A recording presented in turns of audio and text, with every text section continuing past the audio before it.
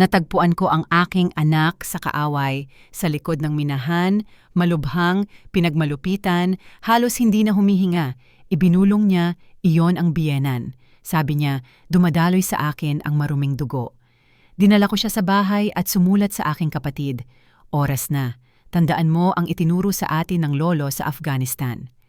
Isang gabing Oktubre ang bumalot sa nayon ng kulay abong mamasamasang bigat nang bumalik si Ludmila Feodorovna Basova mula sa palengke sa bakubakong daan ng Graba na alam na niya sa loob ng 30 taon at sanay na umiiwas sa mga lubak. Sa likurang upuan ng kanyang lumang laderne, kumakalong ang 2 basket ng Antonovka na mansanas sa kanilang mga lalagyan ng salamin. Ito ang huling mansanas mula sa dating hardin ng kolkhoz, sapat pa rin para sa jam kung magkakaroon ng oras bago ang weekend. Ang yaring lana na panyo sa ulo na pamana pa ng kanyang ina ay bumaba sa kanyang balikat at inayos ito ni Ludmila gamit ang isang kamay nang hindi inaalis ang tingin sa kalsada habang sa kabilang kamay ay nagpapalit siya ng gear sa paakyat dahil matagal nang kailangan ng repair ang transmission ngunit ang pera ay sapat lamang para sa gasolina. Si Ludmila Feodorovna, 56 taong gulang, balo, ina, lola, kung isasama ang apo ng nakatatandang anak sa Rostov, 30 taong nagtrabaho bilang tagagamot sa district clinic kung saan ang huling 5 taon ay nasa retirement, ngunit tinatawagan pa rin siya kapag walang nakadeduty. Ang lupa sa ilalim ng mga gulong ay kanyang lupa. Ang hangin ay amoy ng kanyang pagkabata at bawat liko ay nagpapaalala sa kanya ng mga boses ng mga wala na. Gustong ikwento ni Lola Pelage Lukinichna kung paano siya lumaki sa ampunan matapos ang dekolakisasyon, kung paano siya nagtrabaho sa bukid hanggang sa mangitim ang kanyang balat at pagkatapos ay pinakasalan. Si Alexander, isang opisyal mula sa isang mabuting pamilya, laban sa kagustuhan ng kanyang mga kamag-anak. Hindi angkop sa kanilang antas, sabi nila. Ngumiti siya habang pinipili ang bakwit para sa lugaw. Mga walang karapatan kami, sabi nila. Mga baluga, ngunit hindi ko pinipili ang pag-ibig batay sa lahi. At tama ang pagpapakasal, anak, tama. Minana ni Ludmila mula sa kanya ang pagiging prangka, ang kakulangan ng paimbabaw na kislap, ang pagiging simple sa pakikitungo, at lahat ng mga katangiang ito ang nagpakilala sa kanya sa paningin ng ilan bilang isang taganayon. Mula kay Lolo Alexander Ivanovich na dumaan sa Afghanistan, nakuha niya ang pasensya at ang kakayahang maghintay.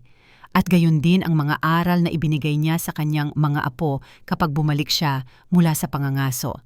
Kapag mukhang baliw ang isang sitwasyon, hanapin ang hindi nakikita sa ibabaw at huwag kailanman ipakita sa kaaway na takot ka.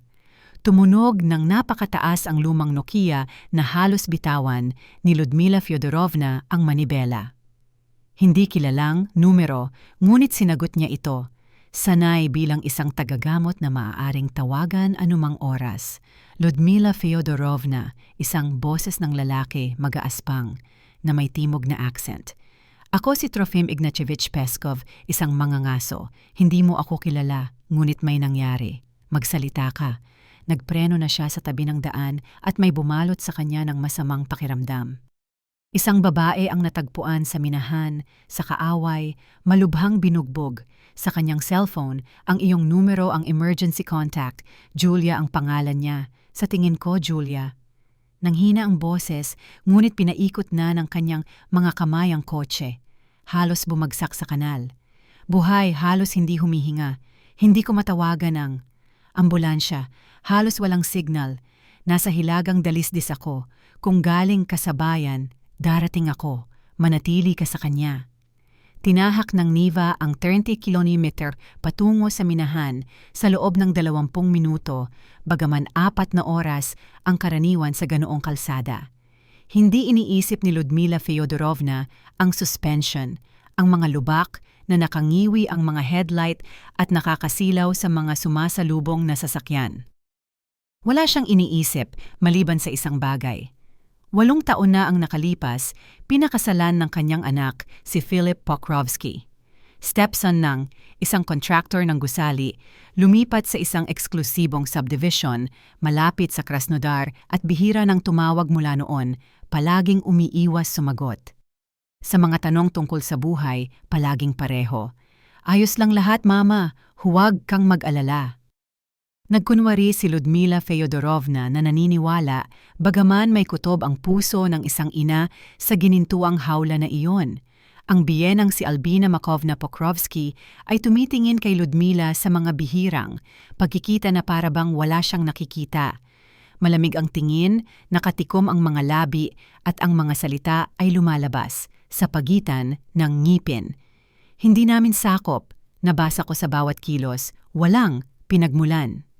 Naghihintay, ang mga ngaso sa kalsada, isang payat na lalaki, halos 65, nakasuot ng canvas jacket na may termos sa kamay.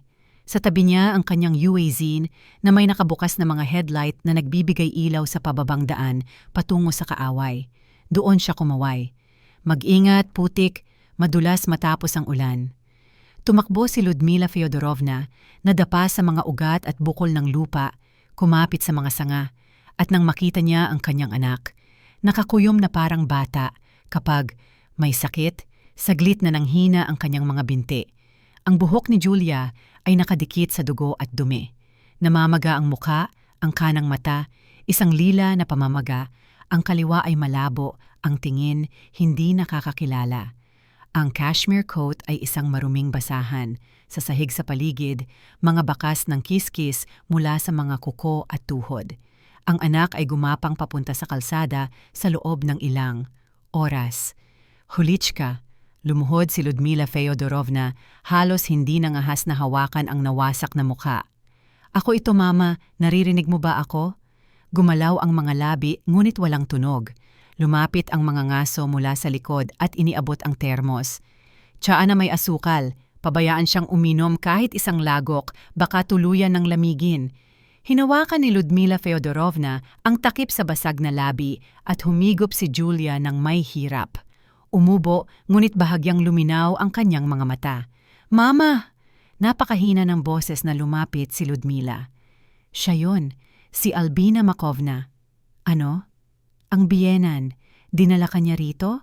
Sabi niya, maruming dugo, mga taga-kolkos, mga walang karapatan, hindi namin sakop. Umiyak si Julia at mula sa malusog na mata ay dumaloy ang isang luha na nahalo sa tuyong dugo. Gamit ang crowbar sa ulo at pagkatapos ay muli at muli. Sa loob ni Ludmila, ang takot ay lumayo, nagbigay daan sa galit kung saan kahit ang mga kamay ay hindi na nanginginig. Si Albina Makovna Pokrovskaya, ang parehong babae na sa loob ng 8 taon, ay tumitingin sa kanya na parang wala, na hindi siya kailanman inimbitahan sa mga pista. Ang babaeng, ito ang sumuntok sa kanyang anak gamit ang crowbar at iniwan ito sa kaaway upang mamatay. Julia, kailangan nating pumunta sa ospital. Pinag-iisipan na ni Ludmila Feodorovna kung saan. Masyadong malayo ang district hospital, ngunit may mga kilala doon. Hindi. Kumapit ang anak na babae sa kanyang kamay nang may hindi inaasahang lakas. Hindi pwede. May mga tao sila kung saan-saan. Mama, sa pulis, sa mga klinika, sa administrasyon. Laging panig sa kanila si Philip lagi. Hindi siya gumagawa ng hakbang ng walang ina. Mahahanap niya ako at sisirain niya ako. Tumitingin si Ludmila Feodorovna sa mga ngaso. Nakatayo siya sa malayo, nakatalikod, nagkunwari na hindi nakakarinig. Trofim Ignatievich, tumayo siya at lumapit sa kanya. Hindi ko alam kung paano ka pasasalamatan, ngunit isang pabor. Wala kang nakita rito, wala kang tinawagan, wala kang nakita. Nanahimik siya, tinitigan ang kanyang mukha, pagkatapos ay ang tingin sa pinagmalupitang babae sa kaaway. Pokrovsky pala, tanong niya ng mahina. Ang mga nagtayo ng mga villa sa tabi ng ilog, Pokrovsky Construction. Sila nga, dahil sa kanila inalis nila ang aking mga hunting ground. Lumura siya. 3 taong nagdemanda at walang saysay, mga hukom, piskal, lahat ng respeto. Kung gayon, wala akong nakita, wala akong narinig. Magandang kapalaran, Ginang. Ang biyahe pabalik sa nayon ay tumagal ng higit sa 1 oras. Nagmaneho si Ludmila Feodorovna ng walang ilaw hanggang sa malayo na sa minahan, pagkatapos ay dahan-dahan na umiiwas sa bawat lubak dahil umuungol si Julia sa bawat kalog. Sa rearview mirror, nakahiga ang anak sa likurang upuan, nakabaluktot sa gilid, idinidiin ang namamaga at hindi natural na napilipit na. Kamay sa kanyang dibdib. Sinalubong ng dilim at lamig ang bahay dahil hindi niya pinainit ang hurno mula umaga, maaga siyang pumunta sa palengke. Tinulungan niya si Julia sa kama, pinainit ang hurno gamit ang kahoy mula sa kamalig, nagpakulo ng tubig sa lumang takure. Ang 30 taong karanasan bilang tagagamot ay automatikong gumana, pagsusuri, paghaplos, pagtatasa ng kondisyon. Bali ang pulso, kailangan ng splint mula sa mga magagamit. 2 buto-buto, masikip na benda, concussion dahil magkaiba ang laki ng pupil, pagduduwal, disorientasyon, maraming pasa, hematoma, gasgas sa buong katawan. Mabubuhay siya, ngunit nang walang tamang tulong, maaaring magkaroon ng mga komplikasyon. Mama, hirap magsalita si Julia, ngunit mas malinaw na ang kanyang mga mata. Kailangan kong sabihin sa iyo, kailangan mong malaman kung bakit niya ginawa iyon. Unahin ang splint. Hindi, ngayon, dahil hindi lang ito kasamaan o pagkasnob. Gusto niya akong patayin dahil sa pera, dahil sa mga dokumentong nakita ko. Nilagyan ni Ludmila. Feodorovna ng splint, nagawa sa 2 tabla at benda habang hirap na nagkukuwento si Julia, lumilihis, bumabalik. Ngunit unti-unting nabubuo ang larawan. Nakakuha ang Pokrovsky Construction ng mga kontratang pampubliko na nagkakahalaga ng 45 milyong euro sa loob ng 7 taon. Mga kalsada, paaralan, ospital, residential complex. Si Albina Makovna ang nangangasiwa sa mga pagbili. Humigit kumulang 7 milyong euro ang nawala dahil sa mataas na presyo ng mga singil at mga shell company, dahil sa pagtanggap ng mga hindi umiiral na trabaho, mga kontrata, sa mga GmbH na nakarehistro sa mga walang tirahan at namatay, mga bayad para sa mga materyales sa konstruksyon na walang nakita. Ang pera ay napunta sa mga account sa Emirates. Hiniling sa akin ni Philip na tumulong sa mga dokumento para sa tax authority. Mas naging matatag ang boses ni Julia. Hindi siya marunong sa mga papeles, laging nilalagdaan ang sinasabi ng ina. Napansin ko ang kakaibang mga paglilipat ng 200,000 hanggang 800,000 euro sa mga kumpanya tulad ng Bauconsult, sinuri ng mga kakilala, Shell Company, at nagpa siya akong kausapin, si Albina Makovna, bigyan siya ng pagkakataon. Pamilya naman tayo. Huminga ng malalim si Ludmila Feodorovna. Patawad, anak. Ngunit, naririnig ko, ipinikit ni Julia ang malusog na mata. At sinabi ko sa kanya ang tungkol sa pagbubuntis, 12 linggo. Inakala ko natitigil siya. Napatigil ang mga kamay ni Ludmila Feodorovna sa benda. Tumawa siya. Mama niya, sabi, na may marumi kong dugo ng mga walang karapatan. Hindi sakop ng kolkhoz ang lugar sa kanyang pamilya. Nasisirain ng aking anak ang kanilang reputasyon. Dinala niya ako sa minahan. Kunwari ay ipapakita ang isang lugar ng konstruksyon at doon niya kinuha ang crowbar mula sa trunk ng kotse. Tinapos ni Ludmila Feodorovna ang paglalagay ng benda ng tahimik. Tinakpan ang anak ng kumot na gawa sa balahibo at lumabas sa bakuran. Ang hangin ng Oktubre ay sumasakit sa kanyang baga, ngunit nakatayo siya at tinitigan ang dilim hanggang sa huminahon ang kanyang paghinga. Naalala ni Julia ang kotse bandang umaga nang dumilim sa labas. 3 buwan na ang nakakaraan, ipinilit ni Philip na ipaayos ang iyong Niva sa kanilang serbisyo. Libre para sa pamilya, sabi niya. Lumabas si Ludmila Feodorovna na may flashlight at natagpuan ang tracker sa ilalim ng upuan ng driver. Maliit na itim na kahon na may kumikislap na berdeng LED.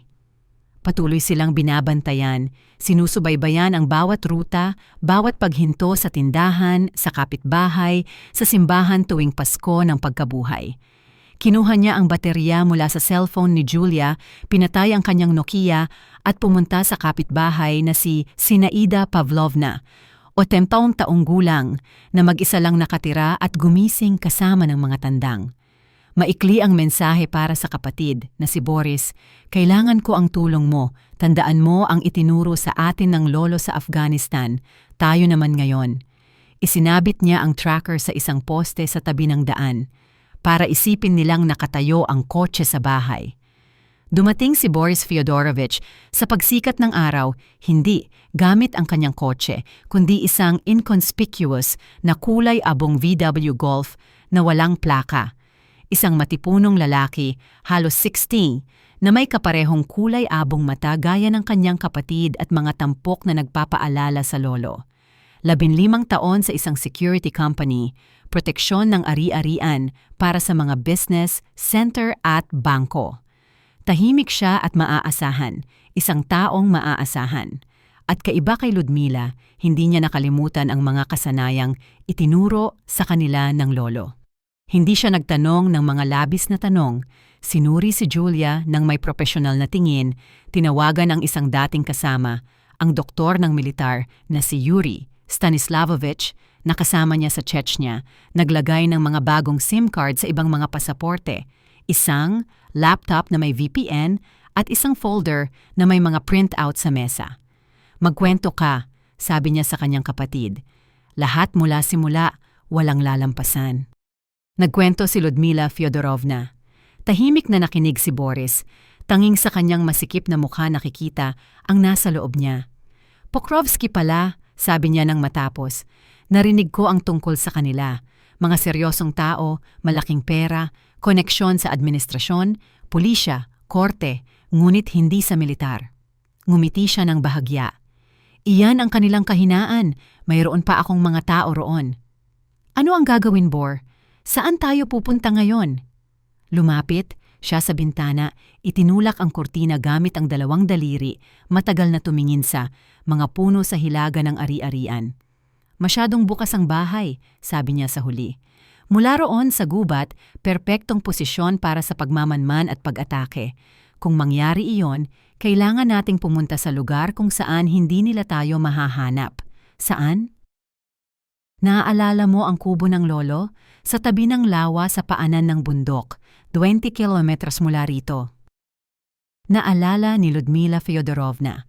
Hunting lodge sa tabi ng lawa sa gubat, maaabot lamang sa pamamagitan ng SUV sa mga daanan na wala sa mapa. Itinayo ito ng lolo noong 1980s. Doon sila pumupunta kasama si Boris noong bata pa sila tuwing bakasyon sa tag-init. Mag-impake ka. Kinukuha na ni Boris ang mga pakete mula sa bag. Ang pinakamahalaga lang, mga dokumento, maiinit na damit. Aalis tayo sa loob ng 1 oras habang maliwanag pa. Tumayo siya sa bintana, binabantayan ang bakuran at ang mga daanan. At biglang nakita ni Ludmila Fyodorovna sa kanya hindi ang nakatatandang kapatid na ninakawan niya ng mansanas mula sa hardin ng kapitbahay noong bata pa sila, kundi isang lalaki na hinubog ng giyera at mga taon sa serbisyo ng seguridad. Ang pagtakas ng pamilya ay naging isang taktikal na operasyon sa kanyang mga mata, at sa unang pagkakataon sa walang katapusang gabing, iyon mas gumaan ang kanyang paghinga. Buong araw na ginugol ni Boris sa laptop at telepono, tumatawag sa mga secure na channel, nagsusulat sa mga naka-encrypt na messenger, at paminsan-minsan ay lumalabas sa veranda upang manigarilyo, tumitingin sa hilagang bahagi ng kakahuyan na parang may inaasahang paggalaw doon. Mahirap at di mapakali ang tulog ni Julia at sinusuri ni Ludmila Fyodorovna ang kanyang mga pupil. At pulso oras-oras, tulad ng natutunan niya 3 taon na ang nakakaraan sa emergency aid. €500 para sa basic inquiry, 1,000 para sa kompletong dossier. Paliwanag ni Boris sa tanghalian nang ilapag ni Ludmila Fyodorovna sa harap niya ang isang plato ng lugaw na bakwit at meatball mula sa giniling ng nakaraang araw. "Sa dati kong kumpanya, may mga bata pa ring may access sa mga database. Huwag kang magtanong kung paano." "Hindi ako magtatanong." Umupo siya sa tapat. Ano ang nakita mo? Ang Pokrovsky Construction ay nakakuha ng mga kontrata na nagkakahalaga ng 45 milyong euro sa loob ng 7 taon. Mga kalsada, paaralan, ospital, residential complex. Humigit kumulang 7 milyon ang inilihis sa pamamagitan ng mga shell company, mataas na singil, pagtanggap ng mga pekeng trabaho. Tama si Julichka, klasikong scheme, walang bago. At ano ang mapapala natin dito? Tiningnan ni Ludmila Feodorovna ang kanyang kapatid, sinusubukang intindihin ang ibig niyang sabihin. Hindi tayo pwedeng pumunta sa pulisya, sinabi mo mismo. Hindi, sumang-ayon si Boris, tinulak ang walang laman na plato. Ngunit may mas interesante. 3 taon na ang nakakaraan, isang lokal na blogger ang nagsimulang maghukay laban. Sa korporasyon, kinukuhanan ng video ang mga construction site kung saan ginamit ang buhangin. Sa halip na semento, kulang sa armamento, nag-upload ng mga video, nag-order ng mga ekspertong pagsusuri. 1 buwan pagkatapos, nabangga siya sa isang tawiran. Tumakas ang driver, hindi kailanman natagpuan. Nakaligtas ang lalaki, ngunit nanatili sa wheelchair.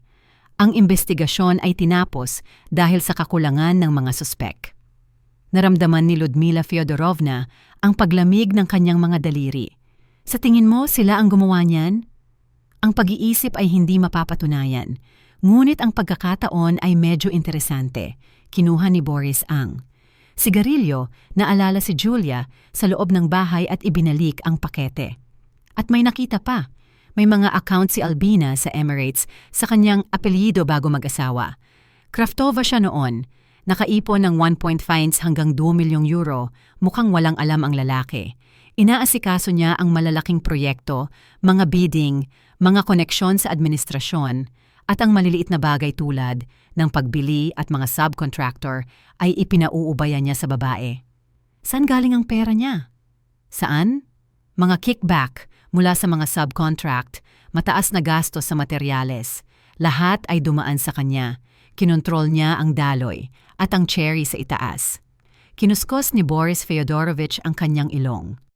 Sa huling 3 taon, may affair siya sa isang construction manager ng isang proyekto. Matipunong lalaki, dating atleta.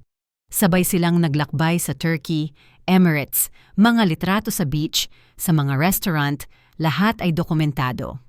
Nanahimik si Ludmila Feodorovna, pinroseso ang impormasyon. Si Albina Makovna ay hindi lamang snob at sadista, kundi magnanakaw at manloloko. At sa buong panahon, tinitingnan niya. Si Ludmila na parang basura, bumubulong ng mga salita sa pagitan ng kanyang ngipin, nakakunot ang mukha sa bawat pagkikita. Ang plano ay ganito. Nagpatuloy si Boris, bagaman natutulog si Julia sa kabilang kwarto sa likod ng saradong pinto. Si Albert Semyonovich Pokrovsky, stepfather ni Philip, ngunit ang totoong boss ng korporasyon. Lahat ay nakasalalay sa kanya. Isang lalaki ng lumang paaralan, nagsimula sa wala, nagsimula bilang isang simpleng foreman noong panahon pa ng GDR. Maaari niyang ipikit ang kanyang mga mata sa mga suhol sa konstruksyon. Hindi ito gagana sa negosyo nang wala iyon. Ginagawa iyon ng lahat, ngunit ang personal na pagtataksil, mga lihim na account, mga kalaguyo sa likod ng kanyang likuran, hindi ito mapapatawad ng isang katulad niya. Para sa mga taong ito, mas mahalaga ang karangalan at katapatan kaysa sa pera. Gusto mo siyang i-blackmail? Gusto kong magmungkahi ng isang deal, kaligtasan para kay Julichka at sa bata kapalit ng katahimikan, at hayaan siyang makipag-ayos sa kanyang asawa kung paano niya ito ituturing na tama. Nang gabing iyon, umalis sila. Si Julia ay nasa likurang upuan ng Niva, nakabaluktot ang ulo sa pinulupot na kumot, nakatakip ng kumot. Ang GPS tracker ay naiwan sa poste sa bahay, kumikislap ng berde sa dilim. Dapat isipin nilang naroon ang kotse. Nagmaneho si Boris sa mga daan sa gilid, umiiwas sa mga checkpoints na alam niya mula sa kanyang panahon sa seguridad, kung saan palagi, kung saan lang tuwing weekend, kung saan makakadaan. Lumala ang kalsada. Mga gulong, mga umbok, mga kalawangin na puddles, mga sanga na kumakaskas sa bubong. Nagkunot ang mukha ni Julia sa bawat kalog. Idinidiin ang malusog na kamay sa kanyang mga tadyang, ngunit hindi nagreklamo, humihinga lamang ng matalim paminsan-minsan. Kaya mo yan, anak. Bawat 5 minuto ay lumingon si Ludmila Fyodorovna. Malapit na, hindi na magtatagal. Kaya mo yan, mama. Hindi ito ang unang beses. Sinubukan ni Julia. Ngumiti, ngunit naging grimace lang ito dahil sa sakit. Lumitaw ang kubo pagkalipas ng 1.5 oras. Maliit na log cabin sa tabi ng lawa sa gubat, napapalibutan ng mga pino at beach na naglalagas ng huling dahon. Itinayo ito ng Lolo Alexander Ivanovich noong 1980s nang bumalik siya mula sa Afghanistan at hindi makatulog sa kanyang apartment sa lungsod. Ang mga dingding ay nakakapanikip, ang mga kapitbahay ay nakakainis sa ingay at mga tanong. At dito, sa katahimikan ng paanan ng bundok, sa wakas ay natagpuan niya ang kapayapaan na inalis sa kanya ng gyera. Sa loob, amoy ng halumigmig at lumang kahoy, mga daga at isang bagay na pamilyar, parang tahanan. Pinainit ni Boris ang hurno gamit ang kahoy na inihanda noong tag-init. Inihiga ni Ludmila Fyodorovna si Julia sa malawak na bangko na may mga balat ng tupa at umupo sa tabi nito, hawak ang kamay ng kanyang anak. Sa labas, mabilis na dumilim tulad ng taglagas sa paanan ng bundok. Sumasalamin ang lawa sa huling kulay ube na ningning ng paglubog ng araw at sa kung saan sa gubat ay sumigaw ang isang kwago ng matagal na parang binibilang ang oras. Dumating si Yuri Stanislavovich Nosov kinabukasan, habang ang hamog ay nasa puting usok pa rin sa ibabaw ng lawa. Isang mataba na lalaki, halos 50, na may mukhang kininis ng panahon at mga kamay ng siruhano na hindi nanginginig, kahit pagkatapos ng walang tulog na biyahe sa mga kalsada ng bundok. Naglingkod siya kasama ni Boris sa Chechnya, nagbigay ng tulong sa mga sugatan sa ilalim ng putok, nag-alis ng mga shrapnel sa ilaw ng flashlight, at ngayon ay nagtatrabaho siya sa isang pribadong klinika sa Krasnodar, at minsan ay tumutulong sa mga dating kasamahan kapag ang opisyal na medisina ay hindi opsyon.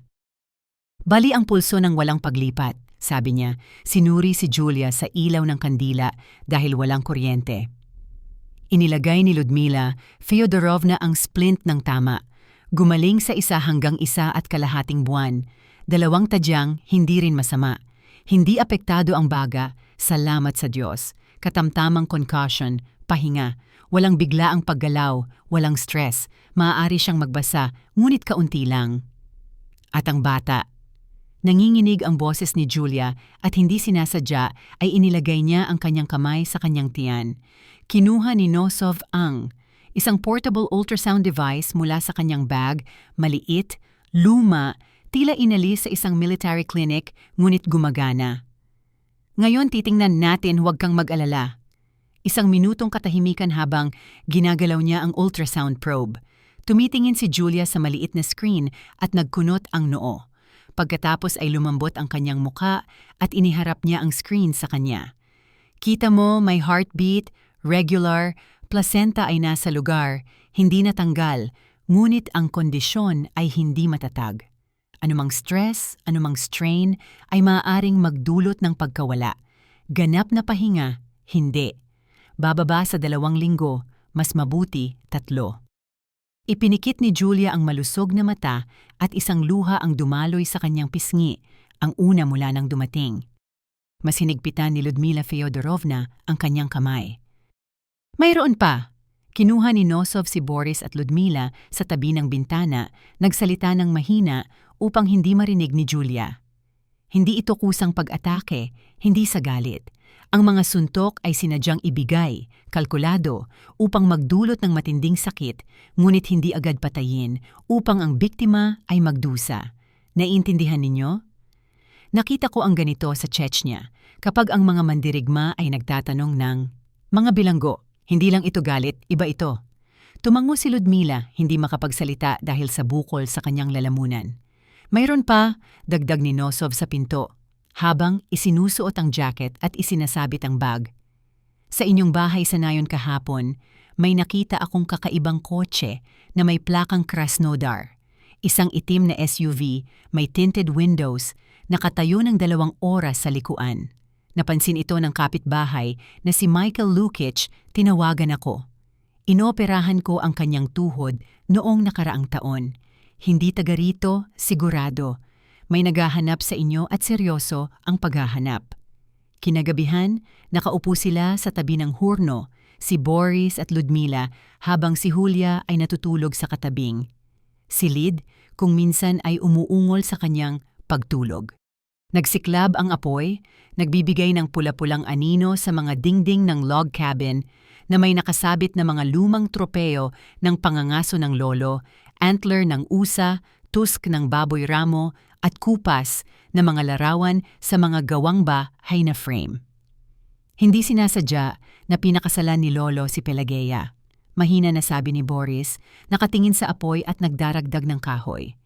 Siya, isang opisyal, isang tao ng sistema, may medalya, pinili ang anak na babae ng mga dekulak, mga walang karapatan, tulad ng sinasabi noon, ang kanyang pamilya ay tutol, itinuring itong kahihiyan. Minahal niya ito, sagot ni Ludmila. Minahal, ngunit hindi lang dahil doon. Minsan, sinabi niya sa akin nang mag-isa kami dito sa pangangaso. Bata pa ako noon, 16 marahil. Borya, maaaring durugin ng sistema. Ang sinuman, mga bayani, mga duwag, mga matuwid. At alam ni Pelageya iyan mula pagkabata sa kanyang ampunan at natuto siyang mabuhay kung saan ang iba ay bumagsak. Tayo ang produkto ng dalawang mundo. Naiintindihan mo ba? Ang pamamaraan ng lolo mula sa Afghanistan, ang kanyang pagsasanay, ang kanyang pagiging kalmado sa ilalim ng stress, at ang katatagan ni Pelageya mula sa dekolakisasyon, ang kanyang pagyuko ngunit hindi pagbiyak. Nanahimik si Ludmila, iniisip kung gaano kakaiba ang buhay na umuulit sa mga henerasyon. Maraming taon na. Ang nakakaraan, ang great-grandfather ay nadekolak, ang lola ay ipinadala sa ampunan. Ang stigma ng mga walang karapatan ay bumalot sa pamilya sa loob ng ilang dekada.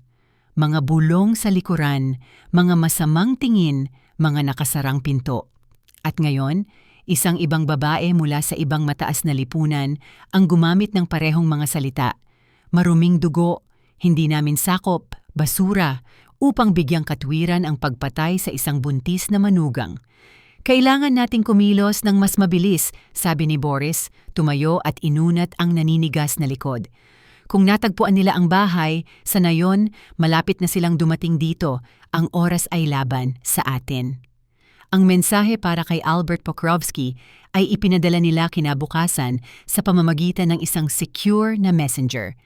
Naalala ni Julia ang kanyang pribadong numero. Nakita niya kung paano tinatawagan ni Philip ang kanyang ama-amahan tuwing pista at bago ang mahahalagang appointment. Binuo mismo ni Boris ang teksto. Matagal siyang pumili ng mga salita, nagtanggal, nagsulat muli, mga larawan ng mga dokumento na may mga selyo at pirma, datos sa mga shell company na may mga address at dummy, impormasyon tungkol sa mga inilihis na halaga na may mga numero ng account, at ang trump card, mga larawan ni Albina kasama ang kanyang kalaguyo sa beach sa Antalya, sa restaurant na may tanawin ng dagat, mga screenshot ng mga account sa Emirates sa kanyang apelido na Kravtsova. Simple lang ang mungkahi, paliwanag ni Boris, ipinapakita kay Ludmila ang natapos na teksto. Pagpupulong ngayong Aix ng gabi, Restaurant Old Park sa sentro ng Krasnodar, pampublikong lugar, maraming kamera, maraming tao sa paligid. Walang hinihingi ng maaga, pag-uusap lang. Dumating ang sagot pagkalipas ng 40 minuto. Ako lang ang darating, inaasahan ko ang pareho. Nagsisinungaling siyempre. Ngumiti si Boris habang ibinabalik ang cellphone. Hindi siya mag-iisa, hindi iyon ang kanyang tipo, ngunit kami rin. Mayroon akong 3 dating kasamahan sa bayan, nasubok sa maiinit na operasyon. Sasakop sila kung kinakailangan. Ang Restaurant Old Park ay eksaktong katulad ng inilarawan ni Ludmila Fyodorovna sa mga kwento at pelikula. Mabibigat na kulay ube na mga kurtinang velvet, mahina na ilaw mula sa mga bronze chandelier, mga waiter na nakaputi na kamiseta at itim na vest, mahinang live music mula sa sulok kung saan may isang pianist na tumutugtog ng jazz. Ang mga tao ay binubuo ng mga lalaki na nakasuot ng mamahaling suit at mga babae na may alahas na mas mahal pa kaysa sa buong bahay. Ni Ludmila, sanayon kasama ang lupa. Si Albert Semyonovich Pokrovsky ay nakaupo sa sulok na mesa sa tabi ng bintana na may tanawin ng parke.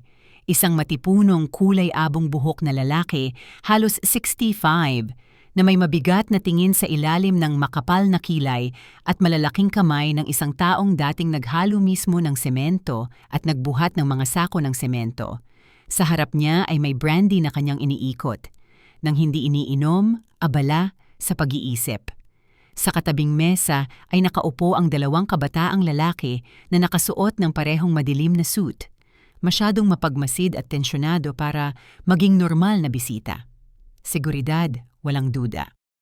Unang lumapit si Boris, yumuko sa tainga ni Albert, at mahina na may sinabi.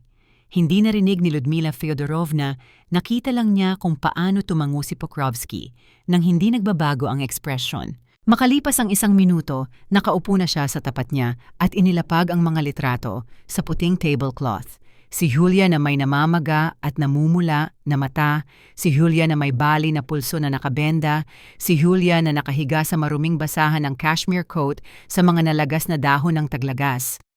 Ginawa ito ng inyong asawa, sabi niya ng mahinahon, bagaman sa loob ay nanginginig ang lahat at gustong sumara ang kanyang mga kamao. Ang aking anak, ang inyong manugang, ang ina ng inyong magiging apo. Matagal na tiningnan ni Albert Semyon ang mga litrato at nanatiling bato ang kanyang mukha. Tanging ang kanyang mga daliri ang humawak ng mas mahigpit sa baso. Mga ebidensya? Tanong niya sa wakas, at ang boses ay kasing tahimik ng kay Ludmila. Binuksan niya ang recorder. Ang boses ni Julia, mahina, putol-putol ng sakit, ay pumuno sa pagitan nila, tinakpan ng jazz at ang tunog ng mga kubyertos. Sabi niya, dumadaloy sa akin ang maruming dugo, dugo ng mga walang karapatan, basurang taga-kolkhoz, sisirain ng aking anak ang kanilang reputasyon, ang kanilang lahi, at pagkatapos ay kinuha niya ang crowbar mula sa trunk ng kotse at pinukpok ako sa ulo, at pagkatapos ay muli at muli. Tahimik na nakinig si Albert hanggang sa dulo, hindi inalis ang tingin mula sa mga litrato. Bakit? Tanong niya nang matapos ang pag-record. Bakit niya gagawin iyon? Inilapag ni Boris ang ikalawang folder na may mga dokumento ng paglilipat, bank statements, mga kopya ng kontrata sa mga shell company. Dahan-dahang nagbasa si Albert Semyon, maingat na parang isang taong bihasa sa mga papeles at halos hindi nanginginig ang kanyang mga daliri. Maaaring suriin ito, hindi peke na suri na ng aming mga tao. Ang mga GmbH ay umiiral. Lamang sa papel, ang mga ibinigay na address ay walang laman o pribadong tirahan. Mga direktor, mga walang tirahan at patay, mga pirma na peke. Ano ang gusto ninyo? Inangat ni Albert ang kanyang mga mata at may pagod doon ng isang taong napakaraming nalaman sa isang gabi. Hustisya, sagot ni Ludmila Feodorovna, tinititigan ang kanyang tingin. At seguridad para sa anak at apo, wala nang iba. Sisirain ng pampublikong eskandalo ang korporasyon, sabi niya ng dahan-dahan. 30 na taong trabaho, libu-libong empleyado, mga pamilya na umaasa sa amin. Hindi kami naghahanap ng publisidad, sagot ni Boris. Tanging seguridad para sa aming pamilya. At pagkatapos ay inilapag niya ang ikatlong folder na may mga litrato ni Albina kasama ang construction manager sa Turkish Beach na naghahalikan, sa mesa ng restaurant, mga screenshot ng mga account, sa Emirates sa kanyang maiden name na Kravtsova. Malalim na suntok, ngunit kinakailangan. Ang mukha ni Albert ay naging bato at ang mga kalamnan sa kanyang pisngi ay humigpit kaya nakita ang kanyang mga nagngingit-ngit na ngipin. Alam ba ni Philip? Tanong niya ng mahina nang hindi tumitingin mula sa mga litrato.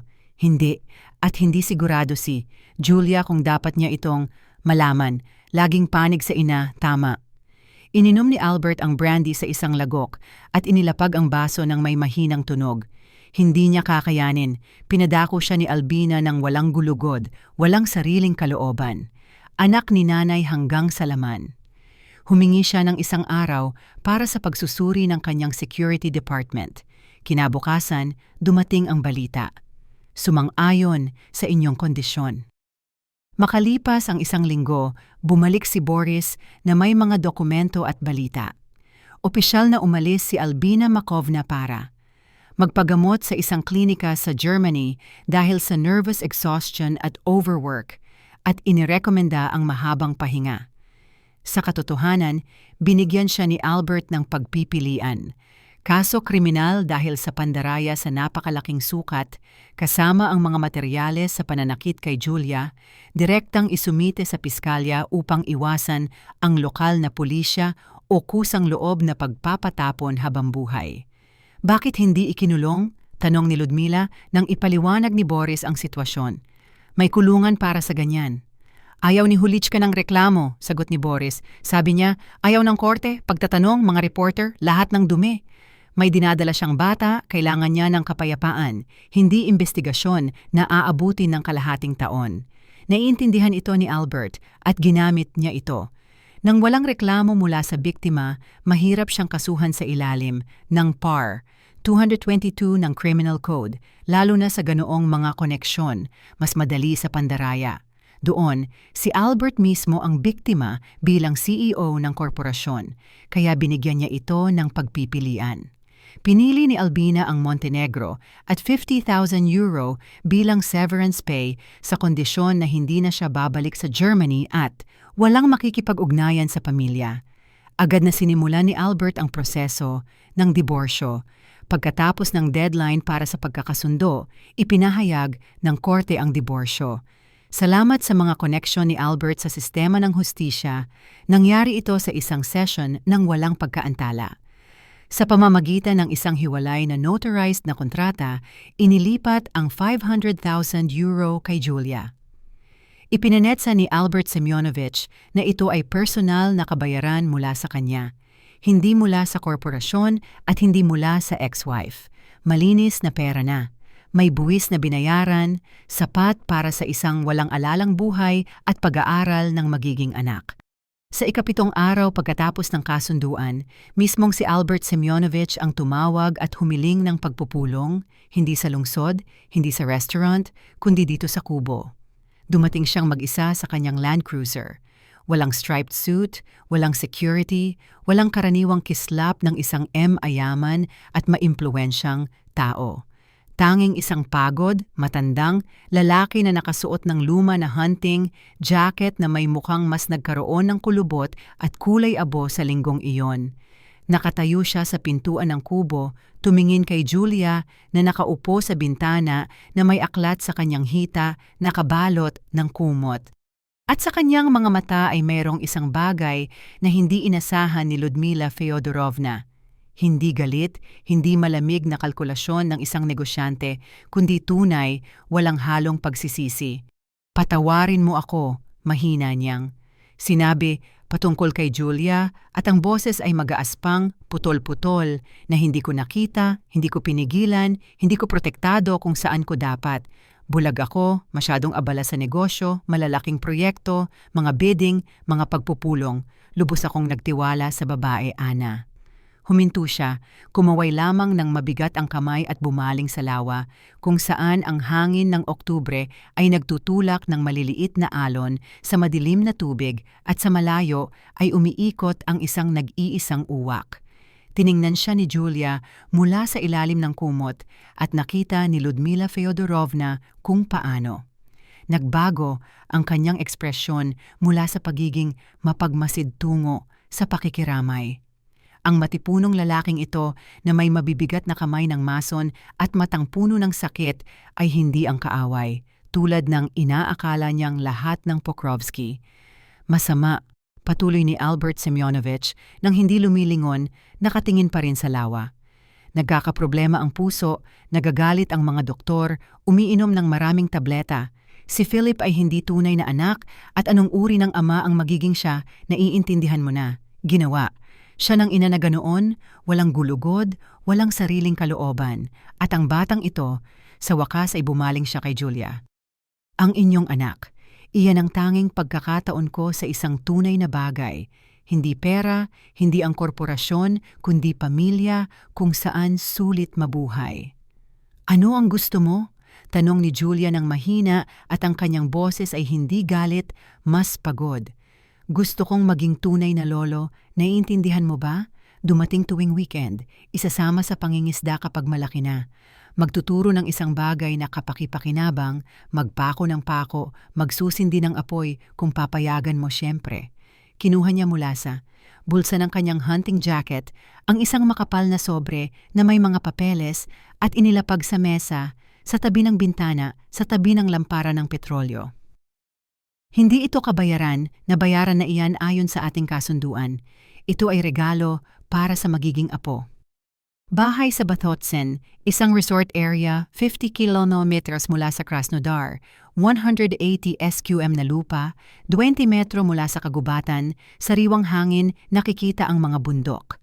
Mga dokumento ay nasa pangalan mo, Julia Alexandrovna, magandang lugar para sa bata, tahimik. Nagpalitan ng tingin si Ludmila Feodorovna at ang kanyang kapatid na nakatayo sa pintuan na nakakrus ang mga braso. Isang bahay doon ay nagkakahalaga ng hindi bababa sa 250,000 euro. Alam niya ang mga presyo, minsang tumingin siya sa mga anunsyo ng mangarap siya ng isang datsa sa tabing dagat. Tahimik si Julia, nakatingin sa sobre na parang maaari itong kumagat o sumabog. Hindi ko ito matatanggap, sabi niya sa huli, umiling. Pagkatapos ng lahat ng ginawa ng inyong pamilya sa akin. Ang pamilya ko ang nagdulot sa inyo ng sakit, putol ni Albert Simeon. At sa kanyang boses ay may kapaitan ng isang taong huli na sa paggising. Gusto kong bumawi kahit papaano, kahit anong paraan, hindi para sa akin, para sa apo o kung sino man ang darating. Tumingin si Julia sa ina, humingi ng payo o suporta, ngunit nagkibit balikat lamang si Ludmila Feodorovna. Ikaw ang magdesisyon, anak. Hindi ako makikialam sa mga bagay mo. Matagal, nakatahimikan ang bumalot sa silid, tanging pinutol ng paglagutok ng hurno at malayong huni ng kuwago sa labas. Sige, sabi ni Julia, ngunit sa isang kondisyon, pupunta ka sa doktor, iinom ng tableta, magpapasuri. Kailangan ng bata, ng buhay at malusog na lolo, hindi isang monumento sa sementeryo. Sa unang pagkakataon mula nang mangyari ang lahat, lumitaw sa mukha ni Albert Semyonovich ang isang ngiti, hindi sigurado, hindi karaniwan para sa mga seryosong tampok na iyon, na parang nakalimutan niya ang ngiti sa mga nakakatakot na linggong iyon. Napagkasunduan Julia Alexandrovna, pangako. Lumipat sila sa Bad Hotsen sa simula ng Nobyembre nang sapat na ang paggaling ng mga tadyang ni Julia upang makayanan ang biyahe nang hindi umuungol sa bawat lubak. Mas maganda pa ang bahay kaysa sa inilarawan ni Albert Semyonovich. Maluwag, maliwanag, na may malaking salaming veranda at hardin kung saan nakatayo ang mga lumang puno ng mansanas at peras, wala ng dahon. Nanatili si Ludmila Feodorovna sa kanyang anak at nagluto, naglinis, nag-alaga sa kanyang kalusugan, nagluto ng mga kompote at pinilit siyang kumain, kahit na wala siyang gana. Ang banta ng pagkalaglag ng sanggol ay nawala na noong Disyembre. Pinayagan na rin sa wakas ni Nosov na dumadalaw tuwing 2 linggo para sa kontrol, si Julia na tumayo at maglakad-lakad sa hardin. Ang taglamig ay lumipas ng tahimik sa paghihintay at pag-asa. Lumulobo ang tiyan ni Julia linggo-linggo. Mas lumalakas ang sipa ng sanggol at si Ludmila Feodorovna na nakapatong ang kamay sa tiyan ng kanyang anak ay naramdaman ang mga sipang ito bilang pangako na magpapatuloy ang buhay sa kabila ng lahat, laban sa lahat. Dumating si Boris bawat weekend, nagdadala ng pagkain, balita mula sa bayan at sariwang pahayagan. Bihira na lumabas si Albert Semyonovich, minsan sa isang buwan, laging may regalo. Minsan isang gawang kamay na baby crib, minsan isang German stroller, minsan isang kahon ng prutas mula sa isang espesyal na tindahan.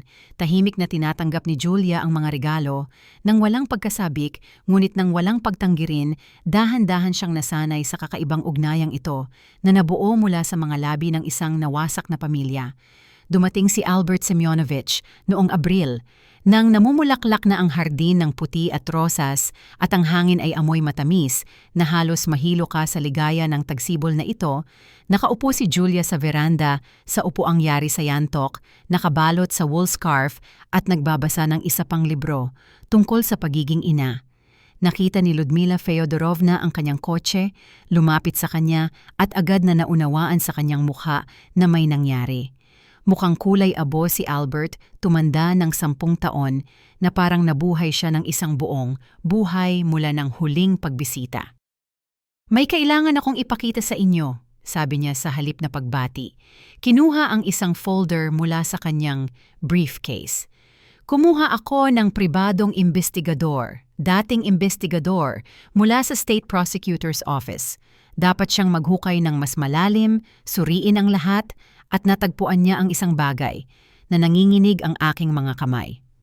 Inilapag ni Julia ang libro at napansin ni Ludmila Feodorovna kung paano naging tensyonado ang kanyang mga balikat sa ilalim ng bandana. "2 taon na ang nakakaraan, nabuntis kayo," nagpatuloy si Albert Semyonovich, "at nawala ang bata sa 10 linggo. Sinabi ng mga doktor noon, stress, labis na pagtatrabaho, nangyayari, walang may kasalanan. Paano ninyo nalaman iyan?" Nanginginig ang boses ni Julia at hindi sinasadya ay inilagay niya ang kanyang kamay ng may proteksyon sa kanyang tiyan. Nakita ng detective ang mga resibo ng botika, mga reseta para sa mga gamot na hindi tugma sa pagbubuntis, na inisyu sa ibang pangalan sa kanyang dating kasambahay at kinausap niya ito mismo. Nakatira na siya ngayon sa Armavir. Kinumpirma niya. Binigyan siya ni Albina ng mga tableta, dinurog bilang pulbos, upang ihalo niya sa kanyang pagkain at tsaa. Kunwari ay mga bitamina para sa manugang na palagi niyang nakakalimutan. Naramdaman ni Ludmila Feodorovna na lumabo ang lahat sa harap ng kanyang mga mata mula sa mga salitang iyon. Walang imik na nakaupo si Julia, kumakapit sa armrest ng upuan. Mayroon pa. Mahina ang boses ni Albert Semyon na parang bawat salita ay nagdudulot sa kanya ng sakit sa katawan. Alam ni Philip, alam niya na nilalason siya ng kanyang ina, nakita ang mga pulbos, narinig ang mga pag-uusap at walang ginawa upang pigilan ito. Tahimik siya, tulad ng lagi niyang pagiging tahimik. Tahimik. Sa kung saan sa hardin, kumakanta ang isang ibon, walang pakialam sa paghihirap ng tao, at isang bubuyog ang umuugong sa namumulaklak na sanga. Pagkatapos ay mahina na umiyak si Julia nang walang paghikbi at dumaloy ang mga luha sa kanyang pisngi, bumagsak sa kanyang bilog na tiyan. 2 taon kong sinisisi ang aking sarili, bulong niya. Araw-araw iniisip ko, may nagawa akong mali, labis na nagtrabaho, nagalit, hindi kumain ng maayos, at sila iyon. Sa buong panahon, sila iyon. Niyakap ni Ludmila Feodorovna ang kanyang anak, idinikit sa kanyang sarili, naramdaman kung paano ito nanginginig sa buong katawan. Binalot siya ng galit mula sa loob. Ngunit nanahimik siya, hinaplos ang buhok ni Julia dahil ngayon ay hindi oras para sa kanyang mga damdamin. "Bakit niya ginawa iyon?" tanong ni Julia, nang sa wakas ay natuyo ang kanyang mga luha. "Takot na mawala ang anak," sagot ni Albert Semyon.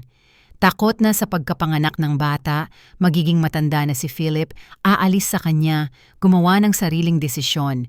Kailangan niya ang walang hanggang anak ni nanay na madaling kontrolin, at isang bata, iyon ay responsibilidad, iyon ay ibang buhay. "Puta!" huminga ng malalim si Ludmila Feodorovna, hindi mapigilan ang sarili. "Maruming nilalang, ano ang gagawin mo dito?" tanong ni Julia, umayos ng upo sa upuan at pinunasan ng kanyang mukha gamit ang kanyang mga palad. "Iyan ang desisyon ninyo, hindi sa akin. Nagdala lang ako ng impormasyon."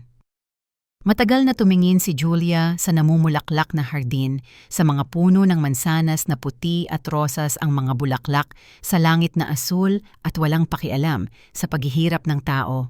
Wala, Sabi niya sa wakas, hindi sapat ang ebidensya para sa korte. Pahayag ng kasambahay. Salita niya lang laban kay Albina. Mga gamot na binili sa ibang pangalan. Hindi mapatunayan ang koneksyon sa pagkalaglag ng walang medikal na expertise na hindi na magagawa ngayon. At si Albina sa Montenegro, walang extradition para sa mga ganoong krimen. Pinarusahan na siya doon sa pagkakabulok ng walang pera at status, ng walang lahat ng bumubuo sa kanyang buhay. At si Philip, hayaan siyang mamuhay dito kung sakaling malaman niya. Wala akong pakialam. Iniisip ko ang kinabukasan, ang aking anak, hindi ang nakaraan. Mainit at maalinsangan ang Hunyo at ginising.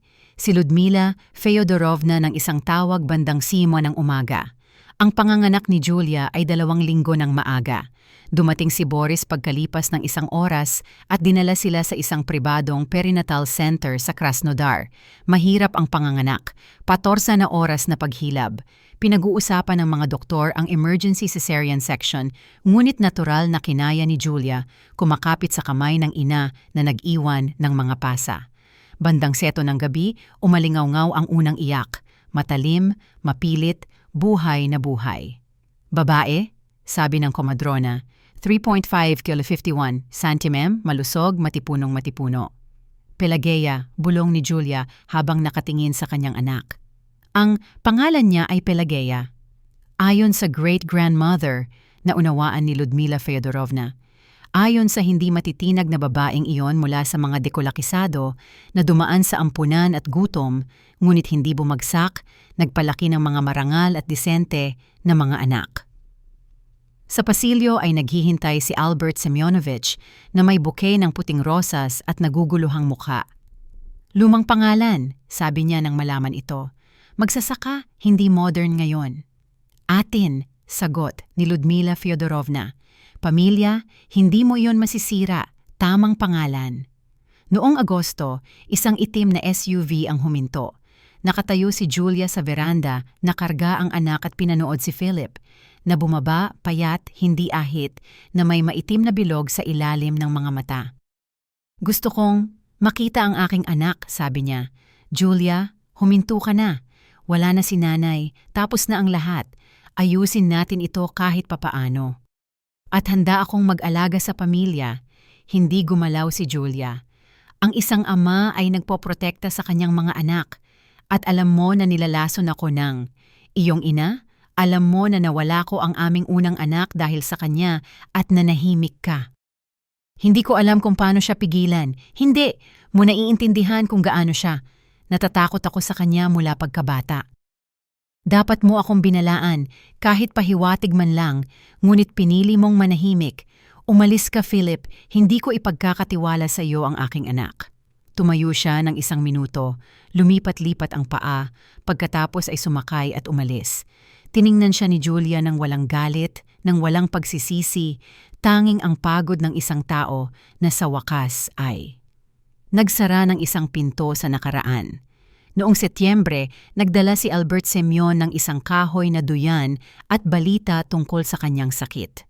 Napakahina ng puso, kailangan ng operasyon sa Munich, at na-update ko ang testamento. Mga abogado, lahat ay legal na naayos. Itinatag ang Pelageya Family Fund. Pangunahing benepisyaryo, humigit kumulang 5 milyong euro na ari-arian. Mga real estate, shares sa negosyo. Hanggang sa kanyang pagiging nasa hustong gulang, kayo ang magmamahala ng pondo bilang legal na kinatawan na may kontrol ng trustee board. Lahat ay, ayon sa batas, lahat ay transparent. Masyado na ito.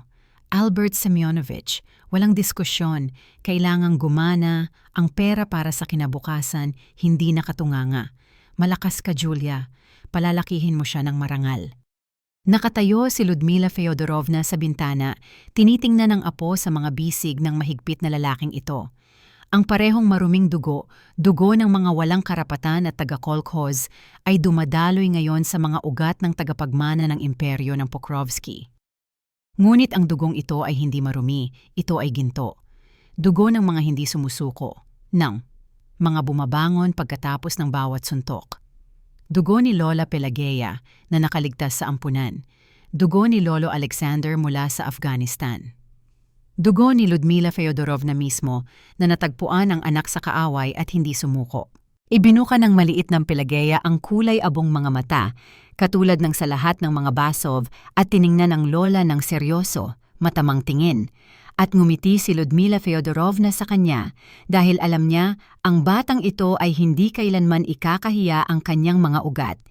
Ipagmamalaki niya ito.